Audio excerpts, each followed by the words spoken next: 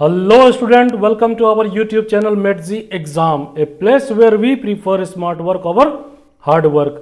आज का जो अपन का टॉपिक है वो एंड गेम सीरीज का है, केमिस्ट्री का टॉपिक है, that is chemical bonding part 2। अपन क्या करे थे, केमिकल बॉन्डिंग का पार्ट फर्स्ट कर चुके हैं कल, ठीक है। आज अपन क्या करेंगे, केमिकल बॉन्डिंग का पार्ट 2 करेंगे। इसमें कहाँ से क्वेश्चन करना है, 6 to 10 क्वेश्चन करना है, ठीक है। इस सीरीज के बारे में आपको पता ही है। यहाँ पर क्या होता है कि हर एक चैप्टर से अपन क्या करते हैं, 10 क्वेश्चन सॉल्व करते हैं, ठीक है, 2 पार्ट में, पार्ट 1 एंड पार्ट 2। क्लियर है? तो चलो शुरू करते हैं। देखो जो फर्स्ट क्वेश्चन है, फर्स्ट क्वेश्चन क्या अपन का, CO2 carbon dioxide is isostructural with, यहाँ पर समझना ये वर्ड आइसोस्ट्रक्चरल। तो जब भी आपको एग्जाम में कहीं भी आइसोस्ट्रक्चरल दिख जाए तो आप क्या करोगे, आइसोस्ट्रक्चरल का क्या मतलब होता है। एक तो पहली बात, फर्स्ट जो कंडीशन होती है वो क्या होती है, सेम नंबर ऑफ एटम्स, यानी कितना हो जाएगा, same number of atoms. Atoms कितने होने चाहिए, सेम होने चाहिए। CO2 में कितने एटम्स हैं, 3 एटम है, यानी अपने के जो स्पेसिस, इन चारों ऑप्शन में जो स्पेसिस है उसके पास भी कितना एटम होना चाहिए, 3 एटम होना चाहिए, ठीक है। और जो सेकंड कंडीशन है वो क्या, सेकंड कंडीशन क्या है, सेम नंबर ऑफ इलेक्ट्रॉन्स, कितने होना चाहिए, सेम नंबर ऑफ इलेक्ट्रॉन्स भी होने चाहिए, ठीक है। अगर ये 2 कंडीशन अगर कोई भी मीट कर रहा है, कोई भी स्पेसिस मीट हो रहा है, तो वो क्या हो जाएगा, आइसोस्ट्रक्चरल हो जाएगा, same number of electrons. Clear है ये चीज। तो ये बहुत ही इंपॉर्टेंट कॉन्सेप्ट है आइसोस्ट्रक्चरल का, बहुत बार क्वेश्चन आ चुका है आइसोस्ट्रक्चरल से रिलेटेड।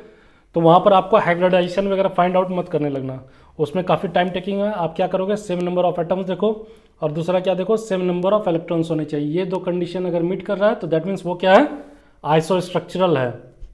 तो यहाँ पर CO2 का देखते हैं पहले। CO2 के केस में क्या है, नंबर ऑफ एटम्स CO2 में कितना है, CO2 में नंबर ऑफ एटम्स कितने दिए हुए हैं, 3 है। Number of atoms is equal to 3, ठीक है, ये क्लियर है। अब CO2 में देखते हैं इलेक्ट्रॉन्स कितने हैं। तो कार्बन में कितने इलेक्ट्रॉन्स हो जाते हैं, 6 हो जाते हैं। 6 + 2 × 8, यानी ये कितना हो गया, 22 इलेक्ट्रॉन्स हो गए, ठीक है। नंबर ऑफ इलेक्ट्रॉन्स कितने हो गए, 22 इलेक्ट्रॉन्स हो गए। नंबर ऑफ एटम्स कितने हो गए, 3 हो गए। अब इसके करस्पॉन्डिंग में देखते हैं कौन सा आता है। तो फर्स्ट ऑप्शन क्या है, NO2 है, NO2 पॉजिटिव है। तो इस केस में नंबर ऑफ एटम्स कितना है, 3 है, ठीक है। अब यहाँ पर 3 एटम्स हो गए। अब यहाँ पर क्या करना है, इलेक्ट्रॉन्स को कैलकुलेट कर लो। तो नाइट्रोजन में कितने इलेक्ट्रॉन्स होते हैं, 7 होते हैं, ठीक है। 7 + 2 × 8, 2 × 8 ऑक्सीजन में है। अब यहाँ पर प्लस का साइन लगा हुआ है आपको, ठीक है। इसका क्या मतलब हो गया कि -1 इलेक्ट्रॉन लूज कर चुका है ये। तो ये भी कितना आ जाएगा, 22 इलेक्ट्रॉन्स आ गया। देखो ये फर्स्ट ऑप्शन ही आ गया, ठीक है। यहाँ से अपन का क्लियर हो गया, यानी फर्स्ट ऑप्शन ही क्या हो जाएगा, करेक्ट आंसर हो जाएगा। NO2 पॉजिटिव जो है that is isostructural with CO2। Clear है यहाँ पर।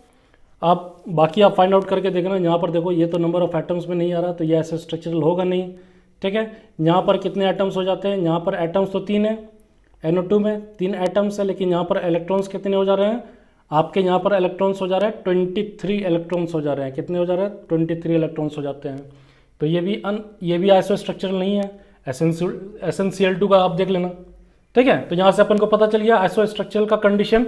बहुत ही इंपॉर्टेंट कॉन्सेप्ट था ये, ठीक है। ये बहुत ही इंपॉर्टेंट क्वेश्चन भी है और बहुत इंपॉर्टेंट कॉन्सेप्ट भी है। चलो नेक्स्ट देखते हैं। Which of the following species have intramolecular hydrogen bonding. तो इंट्रामोलिकुलर हाइड्रोजन बॉन्डिंग का सबसे पहले कॉन्सेप्ट क्या होना चाहिए, हाइड्रोजन बॉन्ड, ठीक है, हाइड्रोजन बॉन्ड, ठीक है, formed between hydrogen and highly electronegative elements, ठीक है, या हाईली इलेक्ट्रोनेगेटिव एटम्स भी कह सकते हो, यहाँ पर एलिमेंट्स कह सकते हो। हाईली इलेक्ट्रोनेगेटिव एलिमेंट्स होने चाहिए, इलेक्ट्रोनेगेटिव एलिमेंट्स और एटम्स।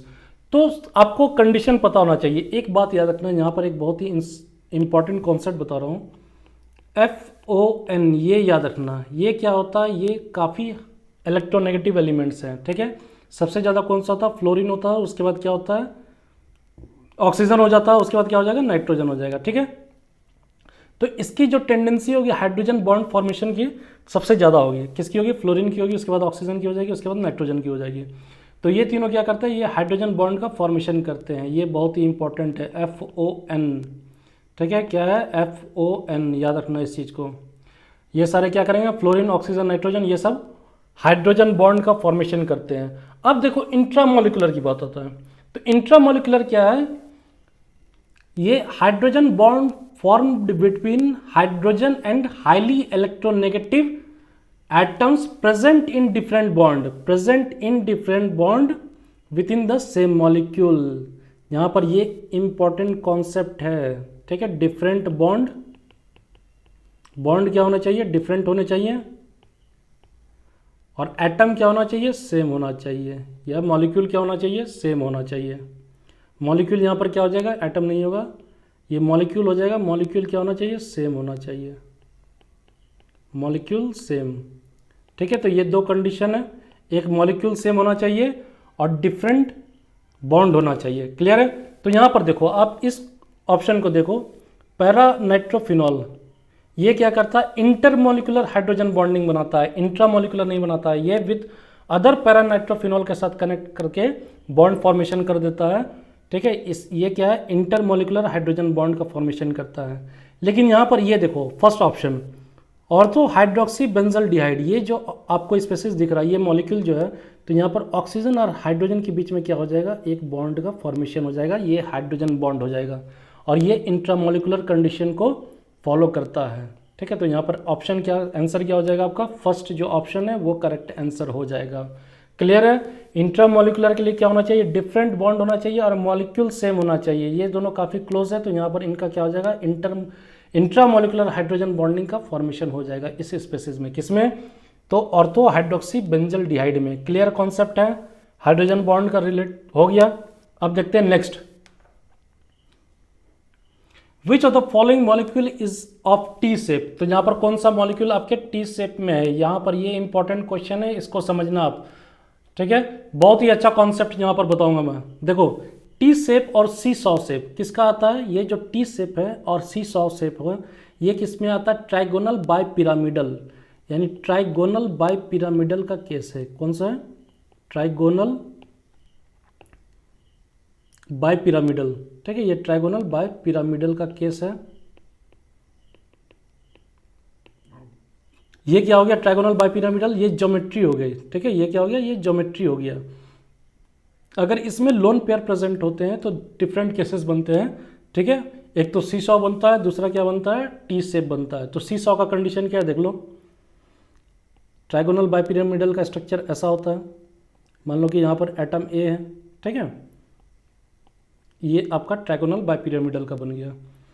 अब इस केस में मान लो कि अगर एक लोन पेयर होता है तो वो लोन पेयर कहाँ पर आ जाता है, यहाँ पर आ जाता है, ठीक है। लोन पेयर यहाँ पर आ गया, और जो बी एटम्स है, मान लेते बी एटम्स आपके यहाँ पर अटैच हो गए, एक लोन पेयर, चार बॉन्ड पेयर, क्या कंडीशन है इसका, one lone pair and four bond pairs. ये किसका है, ये देखो, ये जो स्ट्रक्चर आपको मिल रहा है ये कैसा मिल रहा है, सी सॉ। ये जो शेप हो गया यहाँ पर, ये क्या हो गया, शेप जो है वो क्या हो गया, सी सॉ का हो गया। काफ़ी लोग बैठे हुए हो गए सी सॉ पे, ठीक है। ये कैसा शेप हो गया, ये आपका सी सॉ शेप हो गया, क्लियर है, क्लियर है। अब देखो यहाँ पर अपन क्या करेंगे, दूसरा शेप देखेंगे, टी शेप देखेंगे। टी शेप का फॉर्मेशन कब होता है, तो मान लो कि यहाँ पर सेंट्रल एटम ए है, इसके अराउंड क्या हो गया, बॉन्ड का फॉर्मेशन हो गया। मान लो कि तीन bond pair, three bond pairs and two lone pair का कंडीशन आ गया, three bond pair and two lone pair. तो दोनों क्या करेंगे, दोनों लोन पेयर को यहाँ पर पुट कर देंगे, और यहाँ पर क्या हो जाएगा, एटम्स आ जाएंगे, बॉन्ड आ जाएंगे, ठीक है। अब इस कंडीशन में देखो ये कैसा बन गया, ये आपका टी शेप बन गया। कैसा बन गया, जो इसका यहाँ पर स्ट्रक्चर हो गया वो कैसा हो गया, शेप जो हो गया वो कैसा हो गया, टी शेप हो गया, क्लियर है, टी शेप। कोई डाउट यहाँ पर, ठीक है। तो अब अपन क्या करेंगे, यहाँ पर फाइंड आउट करेंगे सबके केस में, यानी कंडीशन क्या होना चाहिए। कंडीशन यहाँ पर यह है कि आपके पास तीन बॉन्ड पेयर होना चाहिए और 2 लोन पेयर होना चाहिए। याद रखना, 3 बॉन्ड पेयर और 2 लोन पेयर। क्लियर है। तो आपका क्या आ जाएगा, टी शेप आ जाएगा। क्लियर है। चलो यहाँ पर निकालते हैं सबके लिए। तो सबसे पहला क्या ऑप्शन है, I3।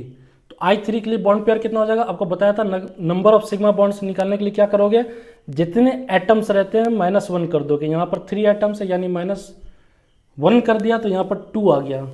अपन को कितना चाहिए था, 3 बॉन्ड पेयर चाहिए था और 2 लोन पेयर चाहिए था। यहाँ पर लेकिन कितना बॉन्ड पेयर है, BP जो है वो कितना है, 2 दिया हुआ है। तो यहाँ से ये पहले ही निकल गया, ये एक्सक्लूड हो गया, ये तो नहीं होगा। सेकंड में देखते हैं ClF3। ClF3 में बॉन्ड पेयर कितने हैं, तो यहाँ पर बॉन्ड पेयर जो है वो कितने हैं, 3 है, क्योंकि 4 एटम है। नंबर ऑफ सिग्मा बॉन्ड क्या हो जाता है, टोटल एटम्स -1, यानी 4 -1 करोगे तो कितना आ जाएगा, ये 3 आ जाएगा। तो ये बॉन्ड पेयर तो मीट करिए। अब इसमें लोन पेयर फाइंड आउट करते हैं। तो लोन पेयर के लिए जो फॉर्मूला था अपन का क्या था, total number of valence electron, total number of valence electron -8 into sigma bonds upon 2। तो यहाँ पर वैल्यू पुट करते हैं, total number of valence electron निकालते हैं। क्लोरीन में 17 ग्रुप का एलिमेंट है, तो यहाँ पर वैलेंस इलेक्ट्रॉन कितना हो जाएगा, 7 हो जाएगा। ठीक है। P ब्लॉक का एलिमेंट है, बताया गया था ग्रुप नंबर -10 करने के लिए। उसी तरह फ्लोरीन भी किस ग्रुप का है, 17 ग्रुप का है, तो यहाँ भी कितना हो जाएगा, 7 हो जाएगा। यानी क्लोरीन का 7 और फ्लोरीन का 21, तो कितना हो गया, ये 28 हो गया। कितना हो गया, 28 हो गया। ठीक है। माइनस करा 8 into sigma bond, sigma bonds कितने हैं, 3 है, यानी 8 इंटू 3 कितना हो जाएगा, ये 24 हो जाएगा। अपॉन 2 कर देंगे, यानी 28 - 24 अपॉन 2, ये कितना आ जाएगा, ये आपको 2 आ गया। यानी लोन पेयर यहाँ पर कितना प्रेजेंट है, 2 प्रेजेंट है। तो यही तो कंडीशन मिल गया यार, ClF3 जो है वही तो कंडीशन मिल गया अपन को। तो आंसर तो यही होना चाहिए। टी शेप के लिए कंडीशन क्या था, ये ट्राइगोनल बाइपिरामिडल का कंडीशन है, जिसमें क्या होना चाहिए था, 3 बॉन्ड पेयर होना चाहिए था और 2 लोन पेयर होना चाहिए था। यहाँ पर BP कितना होना चाहिए था, bond pair is equal to 3 and lone pair is equal to 2। Clear है, कोई भी डाउट नहीं। तो अपन का आंसर यहाँ ClF3 मिल गया। बाकी आप निकलना, देखो इसमें बॉन्ड पेयर कितना, इसमें बॉन्ड पेयर कितना हो जाता है, XeF4 में बॉन्ड पेयर यहाँ पर 4 हो जाता है। ठीक है। तो ये तो यहाँ पर होगा भी नहीं। और SF4 में भी बॉन्ड पेयर कितना हो गया आपका, 4 हो गया। तो ये कंडीशन मीट करेगा भी नहीं, यानी SF4 भी नहीं होगा और XeF4 भी नहीं होगा। यहाँ पर I3 में बॉन्ड पेयर क्या हो जाता है, 2 हो जाता है। यानी एक ही ऑप्शन बचता है अपन के पास, B option is the right answer. Clear है। चलो नेक्स्ट देखते हैं। Which of the following species have identical value of bond order, यहाँ पर निकालना है किसका बॉन्ड ऑर्डर आइडेंटिकल है। तो यहाँ पर देखो यार, पूरा का पूरा अपन को क्या लिखेंगे, इलेक्ट्रॉनिक कॉन्फ़िगरेशन नहीं लिखना है, अपन दिमाग लगाएंगे, शॉर्टकट लगाएंगे। F2 में कितना बॉन्ड्स होता है, सिंगल बॉन्ड होता है FF। ठीक है। तो यहाँ पर क्या हो जाएगा, इसका बॉन्ड ऑर्डर 1 हो जाएगा। नियॉन ये तो एग्जिस्ट करता ही नहीं है, तो इसका बॉन्ड ऑर्डर क्या हो जाएगा, 0 हो जाएगा। यानी इन दोनों का 1 और 0 हो गया, तो ये तो नहीं होगा। C2 जो है, C2 में टोटल इलेक्ट्रॉन्स कितने हो जाते हैं, 12 हो जाएंगे। ठीक है। तो 12 के लिए कंडीशन क्या है, यहाँ पर बॉन्ड कितना हो जाएगा, आपको बताया गया था नाइट्रोजन जो 14 होता है। ठीक है। 14 के लिए 3 हो जाता है। बाकी ऊपर और नीचे जाते जाओ, जैसे यहाँ पर 13 में आप चले गए, तो 13 में क्या हो जाना था, ये आपको पहले भी ट्रिक बताया गया था बॉन्ड ऑर्डर फाइंड आउट करने के लिए, तो उस पर देख लेना। आप क्या करो, 0.5 डिक्रीज करते जाओ, चाहे ऊपर जाओ या नीचे जाओ। ठीक है। मान लो कि 13 का है तो ये 2.5 आ जाएगा। ये 13 क्या है, टोटल नंबर ऑफ इलेक्ट्रॉन्स है। क्या है, टोटल नंबर ऑफ इलेक्ट्रॉन्स है। 12 के लिए क्या हो जाएगा, 2 हो जाएगा। क्या करना है, 0.5 माइनस करते जाना, -0.5। और यहाँ पर अगर 15 के बाद करोगे तो यहाँ भी क्या करना, आपको 0.5 माइनस करते जाना है। ठीक है। यहाँ पर क्या करना, 0.5 माइनस करते जाना, यानी ये कितना हो जाएगा, 2 हो जाएगा। क्लियर है। यानी डाउन भी अगर आप जा रहे हो तो यहाँ भी -0.5 आपको करते जाना सबके साथ। क्लियर है। तो C2 में कितना हो जाता है, 12 हो जाता है, 12 इलेक्ट्रॉन से।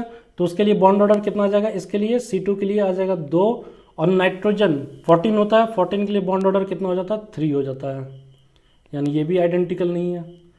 अब N2+ एंड O2+ देखते हैं। N2+ में कितने इलेक्ट्रॉन्स होते हैं, नाइट्रोजन में 14 हो जाते हैं, यानी प्लस कर दोगे तो कितने आ जाएंगे आपके, 13 आ जाएंगे, तो यहाँ पर N2 प्लस का जो बॉन्ड ऑर्डर है वो क्या हो जाएगा, 2.5 आ जाएगा। और O2 प्लस के लिए देखते हैं, O2 के लिए 16 हो जाता है, एक माइनस कर दिया यानी 15 आ गया, यानी इसके लिए भी बॉन्ड ऑर्डर क्या आ जाएगा, 2.5 आ जाएगा। क्या आ जाएगा, 2.5। तो ये क्या हो गया, ये आपका आंसर निकल गया। इन दोनों का बॉन्ड ऑर्डर क्या है, इन दोनों पेयर का बॉन्ड ऑर्डर आइडेंटिकल है, दैट इज 2.5। क्लियर है। तो यहाँ पर अपना आंसर क्या निकल के आ जाएगा, सी ऑप्शन आ जाएगा। C option is the correct answer.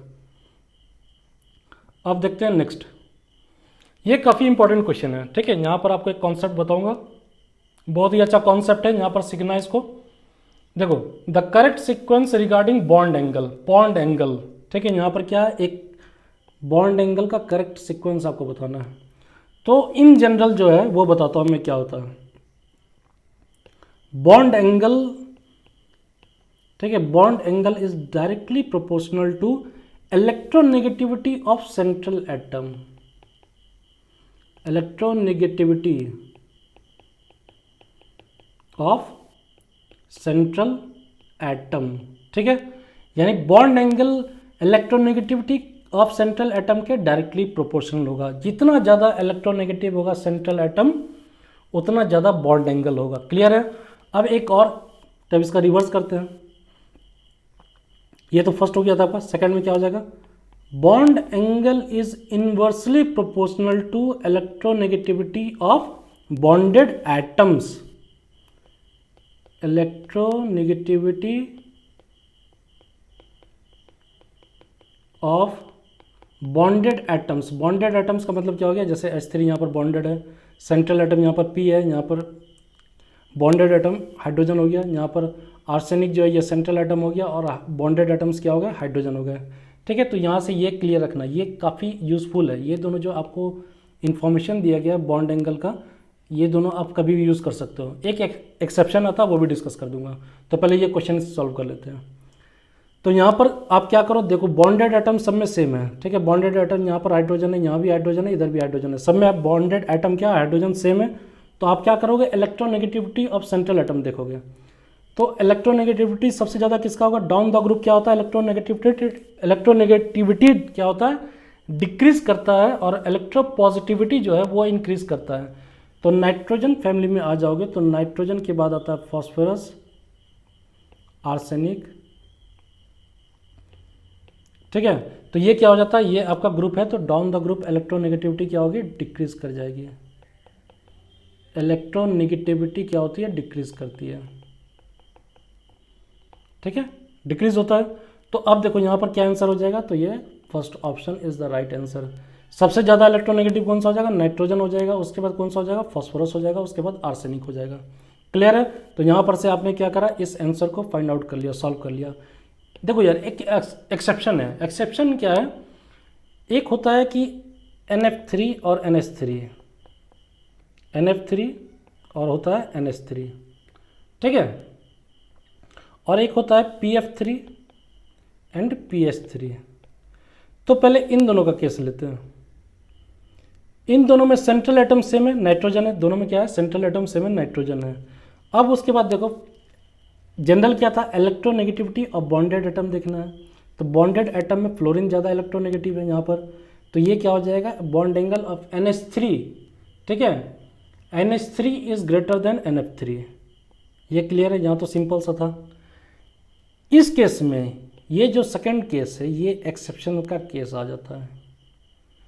In general यहाँ पर क्या होना चाहिए था, PH3 का बॉन्ड एंगल ज़्यादा होना चाहिए था, लेकिन यहाँ पर क्या है, PF3 का बॉन्ड एंगल ज़्यादा है, तो ये एक्सेप्शन है, ठीक है। ये जो आपको मैंने सिंपल सा दो टर्म बताया था, यहाँ पर दो कंडीशन बताया था, ठीक है, उनके एक्सेप्शन में ये आ जाता है, PF3 और PH3।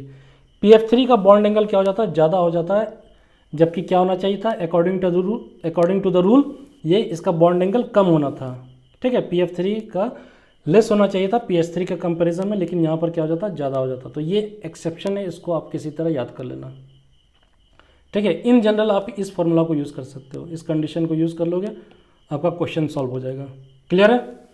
तो आज के लिए बस इतनी, कल मिलेंगे अगले क्लास में नेक्स्ट टॉपिक के साथ, ठीक है। जो भी डाउट है आप क्या करोगे, आप टेलीग्राम पे आओ, टेलीग्राम पे फॉलो करो, वहाँ पर आप डाउट मेरे को शेयर करो अपने डाउट्स, आपको सॉल्यूशन इमीडिएट मिलेगा। ठीक है, आप टेलीग्राम चैनल को ज्वाइन करो, वहाँ पर आपने डिस्कशन करो। ठीक है, वहाँ पर काफ़ी बच्चे हैं, वहाँ पर आप डिस्कस करो क्वेश्चन वगैरह। तो अगर आपको वीडियो अच्छा लगा हो तो लाइक करो, शेयर करो, सब्सक्राइब करो। अगर पीडीएफ डाउनलोड करना है तो लिंक जो है वो डिस्क्रिप्शन बॉक्स में दिया हुआ है। आज के लिए बस इतनी ही। Thank you.